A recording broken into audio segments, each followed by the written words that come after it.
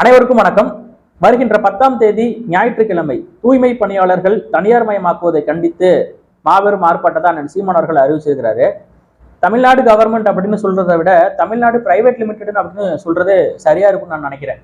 எல்லா விஷயத்தையும் பிரைவேட்டாகவே தொடர்ச்சியா மாத்திக்கிட்டே வந்துகிட்டு இருக்காங்க. மருத்துவமனை எடுத்துக்கிட்டீங்கன்னா அரசு மருத்துவமனை மிகவும் தூய்மையான முறையில் எப்படி இருக்குங்கிறது நம்ம எல்லாருக்குமே தெரிஞ்ச ஒண்ணுதான். பள்ளிகள், அரசு பள்ளியில் வேலை பார்க்கக்கூடிய ஆசிரியர்களே அவங்களுடைய குழந்தைய கொண்டுட்டு போய் பிரைவேட் ஸ்கூல்ல சேர்த்து விடுற ஒரு சூழல் தான் இங்க இருக்கு. அவங்க அரசு பள்ளியில அரசு ஆசிரியராக வேலை பார்த்து நிறைய சம்பளம் வாங்குவாங்க. அவங்களுடைய குழந்தைய எடுத்துட்டு போய் பிரைவேட் ஸ்கூல்ல கம்மியான சம்பளத்துக்கு வேலை பார்க்கக்கூடிய ஆசிரியர்கள்ட்ட சேர்த்து விட்டு வருவாங்க. ஏன்னா அவங்களுக்கு தெரியும் அரசு பள்ளியோடைய தரம் எப்படி இருக்குங்கிறது அரசு ஆசிரியர்களுக்கே தெரியும். இப்படி பார்த்தீங்கன்னா தொடர்ச்சியாக எல்லா விஷயத்தையும் எல்லா துறையவும் தனியார் மயமாக்கிக்கிட்டே வந்துகிட்டு இருக்காங்க. மதுபானத்துறை, மது விற்கிறத தவிர அரசு வேற எந்த துறையிலையும் சிறப்பா செயல்படவே முடியல. போக்குவரத்து துறை அரசு கிட்ட தான் இருக்கு. அதனாலதான் ரொம்ப மோசமா இருக்கு. எந்த நேரத்துல எங்க போய் டயரு கலந்துக்கிட்டு ஓடும், படி புட்டுக்கிட்டு எப்போ விழுவும்னு தெரியாது. அந்த நிலைமையில தான் இருக்கு. நான் என்ன சொல்றேன்னா, இந்த போக்குவரத்து துறையை தயவு செஞ்சு பிரைவேட்ட கொடுத்துருங்க. அவனா நல்லா நடத்துறான்ல, பிரைவேட்ட கொடுத்தா நல்லா இருக்குங்கிறது ஒரு மக்களுடைய மனநிலை. உண்மை அதுதான். கொஞ்சம் கட்டணம் கூடுதலாக இருக்கும். இப்போ பிரைவேட் ஹாஸ்பிட்டலுக்கு போனீங்கன்னா கொஞ்சம் கட்டணம் கூடுதலாக இருக்கும், ஆனால் நல்ல மருத்துவம் கிடைக்கும். அந்த கிளீனிங், தூய்மை சரியா இருக்கும். அரசு மருத்துவமனையில் எதுவுமே கிடையாது. அந்த 4 மாத்திரை பேராசிட்டமால், அந்த சோப்பு மாத்திரை 2, பச்சை மாத்திரை 2, ஊதா மாத்திரை 2, அவ்வளவுதானே ஒழிய வேற இங்க எதுவுமே சரியாக இல்லை. இந்த தூய்மை பணியாளர்களுக்காக அண்ணன் சீமான் அவர்கள் 10ஆம் தேதி களமிறங்குறாரு. அண்ணன் சீமானை மட்டும்தான் நாங்க நம்பி இருக்கோம். எத்தனையோ கட்சிகளுக்கு நாங்க நோட்டீஸ் கொடுத்தோம், அழைப்பு கொடுத்தோம், எங்களுக்காக வாங்க குரல் கொடுங்கன்னு சொன்னோம். இதனையும் அவங்க கம்யூனிஸ்ட் கொடியோட சிம்பலை வச்சுக்கிட்டு தான் அவங்க போராடிட்டு இருக்காங்க. அந்த மக்களை அடக்குமுறை செய்யறாங்க காவல்துறை. நாளை காலைல உள்ள போயிடுங்கன்னு அரெஸ்ட் பண்ணிடுவோம் அப்படின்னு சொல்றாங்க. எது நடந்தாலும் பார்த்துக்குவோம். அண்ணன் சீமானராரு, சீமானை தான் நாங்க நம்பி இருக்கோம்னு அந்த மக்கள் சொல்றாங்க. நிச்சயமா இந்த போராட்டத்துல, இந்த ஆர்ப்பாட்டத்துல இந்த தனியார் மயமாக்குவதை தடுத்து நிறுத்தி நம்ம வெற்றி அடைய வேண்டியது நம்மளுடைய கடமை. நம்ம இதை பெரிய அளவுக்கு பேசும் பொருளா மாற்றணும். அரசு பள்ளி ஆசிரியர்கள் போராட்டம் நடத்திக்கிட்டே இருந்தாங்க. எங்களை பர்மனன்ட் ஆக்குங்க அப்படின்னு சொல்லி. இப்போ ஒரு 3500 ஆசிரியர்களை பர்மனண்டா ஆக்கியிருக்காங்க. ஏன் அப்படின்னா எலெக்ஷன் வருது. இப்போ ரோடெல்லாம் அங்கங்க போடுறத பார்க்க முடியும். எல்லாருமே நார்மலா எங்கேயாவது போகும்போது ரொம்ப நாளா அந்த ரோடு குண்டும் குழியுமா இருந்திருக்கும். இப்ப டக்குன்னு இடிச்சிட்டு ரோடு போட்டுக்கிட்டு இருக்காங்க. ஏன்னா எலெக்ஷன் வருது இல்ல. தேர்தல் நேரத்துல நாடகம் மட்டும்தான் ஆடுவாங்களே ஒழிய இவங்க மக்களுக்கு எந்த காலத்திலும் சேவை அரசியல் பண்ணதே கிடையாது. இன்னும் ஒருபடி சொல்லணும்னா, தமிழ்நாட்டின் முதலமைச்சர் மு.க. ஸ்டாலின் அவர்களா அல்லது சபரீசன் அவர்களா அப்படிங்கிறது எனக்கு சந்தேகமா இருக்கு. ஏன்னா சபரீசன் எடுக்கக்கூடிய சில முடிவுகள் தான் இங்க நடைமுறையில இருக்கு. காசா கிராண்ட் இருக்கு, அதுக்கு பக்கத்திலேயே மக்கள் குடியிருப்புகளும் இருக்கு. மக்கள் குடியிருப்பை மட்டும் ஆக்கிரமிப்புன்னு சொல்லி இடிக்கிறானுங்க. காசா கிராண்ட் ஆக்கிரமிப்பு இல்லையா? அதை ஏன் இடிக்கல நீங்க? இந்த கேள்விக்கு யார்ட்டையும் பதில் இல்லை. ஜி ஸ்கொயர் ஒரு இடத்துல இருக்கு. அந்த ஜி ஸ்கொயருக்கு பக்கத்துல இருக்கக்கூடிய குடியிருப்புகள் எல்லாம் ஆக்கிரமிப்புன்னு சொல்லி இடிக்கிறாங்க. ஜி ஸ்கொயர் காம்பவுண்ட் செவரை கூட இடிக்கல. ஏன்? ஜி ஸ்கொயர் ஆக்கிரமிப்பு இல்லையா? அதே போல ஆட்டோ ஓட்டுநர்கள்லாம் போராட்டம் நடத்துறாங்க. இந்த ஓலா, ஊபர், ராபிடோ எல்லாம் ஓட்டாதீங்க, அதனால எங்களுடைய வாழ்வாதாரம் பாதிக்கப்பட்டது அப்படின்னு சொல்லி ஆட்டோ ஓட்டுநர்கள்லாம் போராட்டம் பண்ணாங்க. அந்த போராட்டத்துல அவங்க வெற்றி அடைஞ்சாங்களா தோல்வி அடைஞ்சாங்களா அப்படின்னு கேட்டீங்கன்னா இன்றைய வரைக்கும் தோல்விதான் அடைஞ்சிருக்காங்க. ரேபிடோ எல்லாமே இருக்கு, ரேபிடோ இருக்கு. ரேபிடோவையும் நம்ம ஆதரிக்கல. ஆட்டோ ஓட்டுநர்கள் எக்ஸ்ட்ரா கட்டணம் வாங்குறாங்க, அதனாலதான் மக்கள் ரேபிடோவுக்கு போறாங்க அப்படிங்கிற ஒரு பேச்சும் இருக்கு. அது உண்மைதான் கூட. ஆட்டோ ஓட்டுநர்கள் கூடுதலான கட்டணம் வசூலிக்க கூடாது, அவங்க மீட்டர் வச்சு சரியா வாங்கணும்.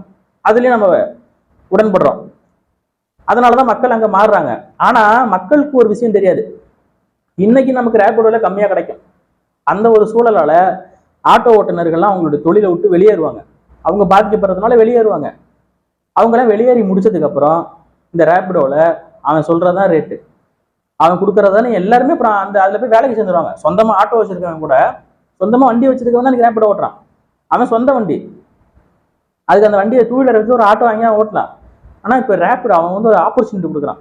அதை அப்படியே யூஸ் பண்ணிட்டு நம்ம வேலை பார்ப்போம். அதனால நமக்கு ஒரு பயனும் இருக்காது. மாச சம்பளத்துக்கு வேலைக்கு போய் என்ன பண்ண முடியும்? ஒன்றும் பண்ண முடியாது. சொந்தமா தொழில் பண்ண கூட ஏதோ 2000 3000 ஒரு நாள் நின்றுச்சுன்னா அது ஒரு யூஸா இருக்கும்.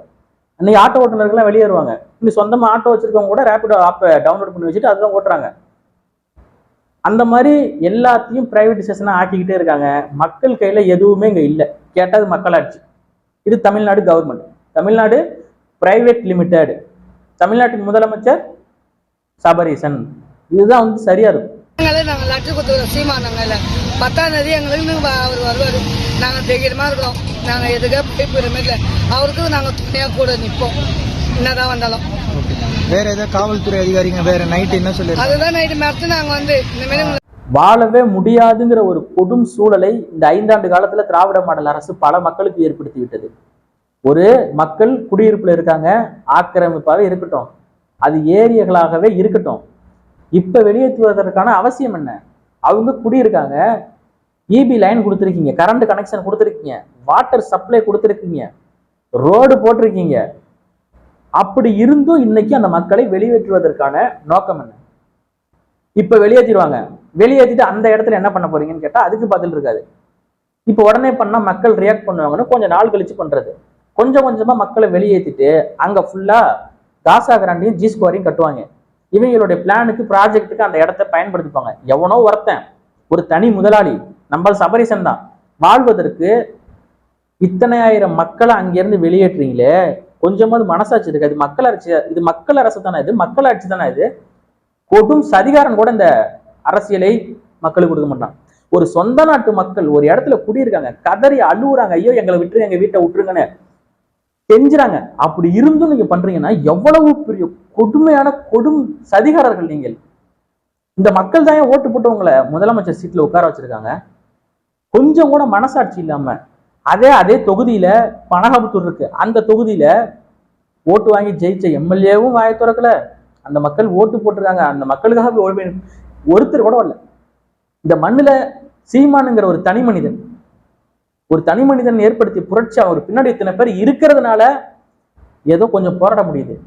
அவரும் இன்னைக்கு இல்லைன்னா நாதியத்து போயிடுவோம், கேட்க நாதி இருக்காது. தூய்மை பணியாளர்கள் இத்தனை நாட்களாக போராடுறாங்க, அடக்குமுறைக்கு ஆளாகிறாங்க.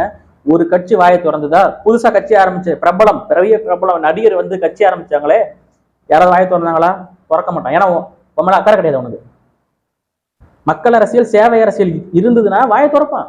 ஒரு செய்தி அரசியல், விளம்பர அரசியல், இன்ஃபுளுசர் மார்க்கெட்டிங், இதுதான் அங்க நடந்துகிட்டு இருக்கு. இதுல போய் தானே இளைஞர்கள் நாசமா போறாங்க. இன்னைக்கு அனகாபுத்தூர்ல வீட்டை இடிச்சவன் நாளைக்கு உன் வீட்டை இடிக்க மாட்டான்னு நினைச்சான். உன் வீட்டை இடிக்க மாட்டான்னு என்ன நிச்சயம்? அனகாபுத்தூர்ல இருந்து பல்லாவரத்துல இருக்கிற வீடுகள் இடிச்சா என்ன பண்ணுவீங்க? ஆக்கிரமிப்பு அவ்வளவுதான். பட்டா இருக்கு, கொட்டா இருக்குல்ல, அங்க அதுல பேச்சு வேலைக்கு ஆகாதான். போலீஸ் ஒன்னாந்து இறக்கிடுவாங்க, போலீஸ் வந்து மிரட்டுவாங்க. வெளில போறீங்களா? இல்ல வீட்டோட வச்சு உடனே இடிக்கிட்டான்னு கேட்பாங்க. நீ பயந்துட்டு போய் தான் ஆகணும், வீட்டை இடிச்சு தரமட்டமாக்கிடுவாங்க. நீ அழுவலாம், கத்தலாம், புலம்பலாம், வேற எதுவும் உங்களால் செய்ய முடியாது. அதிகாரம் மிக வலிமையானது. அண்ணல் அம்பேத்கர் அவர்கள் சொன்னது. அதை நல்லவர்கள் ஆளும் போது அந்த அதிகாரத்தை சரியாக பயன்படுத்துவார்கள். மக்கள் மீது அந்த அதிகாரத்தை துஷ்பிரயோகம் செய்ய மாட்டார்கள். இவர்கள் கையில் ஆட்சியை கொடுத்ததால் இன்னைக்கு இந்த மக்கள் வீடுகளை இழந்து, நிலத்தை இழந்து, அகதிகளாக, சொந்த நாட்டில் அகதிகளாக மாறிவிட்டார்கள் என்பது வருத்தத்திற்குரிய உண்மையான செய்தி. அங்க வீடு இடிச்சிட்டாங்க, நம்ம வீடு இடிக்கல, நமக்கு என்ன, நமக்கு எதுக்குப்பா அப்படின்லாம் போனீங்கன்னா, இந்த குறிப்பா இந்த அணில்களுக்கு சொல்றேன், அணில்கள் தயவு செஞ்சு நீங்க எல்லாம் வந்து அரசியல் பேசுறத தயவு செஞ்சு நிறுத்திக்கங்க. அரசியல் பேச வேணும்னு சொல்ல, அரசியல் கட்சி ஆரம்பிச்சதுக்கு அப்புறம் அரசியல் பேசுங்க. அரசியல் கட்சி ஆரம்பிச்சிட்டீங்க, இன்னமும் வந்துகிட்டு எங்க தளபதி யார் தெரியுமா அப்படி இப்படின்னு என்ன, ஒரு இந்த சாதி ஆணவ படுகொலைக்கு குரல் கொடுக்க வக்கு இல்ல, துப்பு இல்ல. இந்த மக்கள் போராடிட்டு இருக்காங்க, அதுக்கு போராட துப்பு இல்ல. நக்களின் ஐயாண்டி ட்ரோல் பண்ணிக்கிட்டு ரசிக குஞ்சுகளாட்ட இன்னமும் அப்படியே சுத்திக்கிட்டு இருக்காங்க. அரசியல் வந்துட்டீங்கன்னா அரசியல்வாதி மாதிரி செயல்படுங்க, பேசுங்கப்பா, மக்கள் பிரச்சனையை பத்தி பேசுங்க. எதுவும் நாங்க பேச மாட்டோம். இப்ப எதுக்கு கட்சி ஆரம்பிச்சிங்க? நல்லது பண்ண. இப்ப இதுக்கு பேர் என்ன? இப்ப நான் மக்கள் எதுக்கு கெட்டதுக்கு போராடிட்டு இருக்காங்க, நல்லதுக்கு தானே போராடுறாங்க. ஜெயிச்சு வந்து தான் நாங்க இது பண்ணுவோம். அதுக்கெல்லாம் வாய்ப்பு இல்லை ராஜா. எங்க ஐயா விஜயகாந்தாலே ஜெயிக்க முடியல, புரியுதுங்களா? தயவு செஞ்சு வாயை திறங்கப்பா, யாராவது ஒரு ஆள் வாயை திறங்கப்பா. பாவம்ப்பா மக்கள். எத்தனை போராட்டத்துல தான் அண்ணன் சீமானு நிற்பாரு, தொடர்ச்சியா அவரும் போயிட்டு தான் இருக்காரு. ஆடு மாடுகளின் மாநாடு, மரங்களின் மாநாடு, நெசவாளர்கள் ஆர்ப்பாட்டம், இன்னைக்கு தூய்மை பணியாளர்கள் ஆர்ப்பாட்டம் 10ஆம் தேதி. தயவு செஞ்சு இந்த அணில் குஞ்சு விசில் அடிச்சா குஞ்சுகள்லாம் தயவு செஞ்சு நல்ல விஷயத்துக்காக 4 விஷயத்துக்கு குரல் கொடுங்க. இந்த மாதிரி மக்கள் யாரையோ ட்ரெண்ட் ஆக்கி விடுறீங்க, எவனையோ பெரியார் ஆக்கி விட்டு அவனை இன்ஃப்ளூயன்சர் ஆக்குறீங்க. மக்கள் பாவம், அவங்களுடைய வாழ்வாதாரம் அதுதான். தயவு செஞ்சு பேசுங்கப்பா.